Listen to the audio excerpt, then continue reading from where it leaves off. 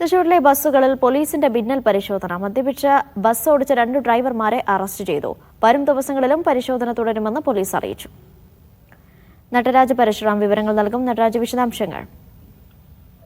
City കമ്മീഷണറുടെ പ്രത്യേക നിർദ്ദേശത്തെ തുടർന്നാണ് ഇത്തരത്തിലൊരു പരിശോധന നടത്തിയത്. ഇതിലാണ് 2 ഡ്രൈവർമാർ മദ്യലഹരിയിലാണ് വാഹനം ഓടിച്ചിരുന്നത് എന്ന് കണ്ടെത്തിയത്. ഇവരെ അറസ്റ്റ് ചെയ്തിട്ടുണ്ട്. പള്ളിക്കൽ സ്വദേശിയായ വിജേഷ്, അന്നഗര സ്വദേശിയായ സാന്റോ എന്നീ ബസ് ഡ്രൈവർമാരെയാണ് പോലീസ് അറസ്റ്റ് ചെയ്തത്. തൃശൂർ കോഴിക്കോട് റൂട്ടിൽ ഓടുന്ന ഡിഫൻഡർ എന്ന ബസിന്റെയും തൃശൂർ ഗുരുവായൂർ റൂട്ടിൽ ഓടുന്ന ജോണി ബ്രദേഴ്സ് എന്ന ബസ്സുകളിലെയും ഡ്രൈവർമാരാണ് ഇവർ.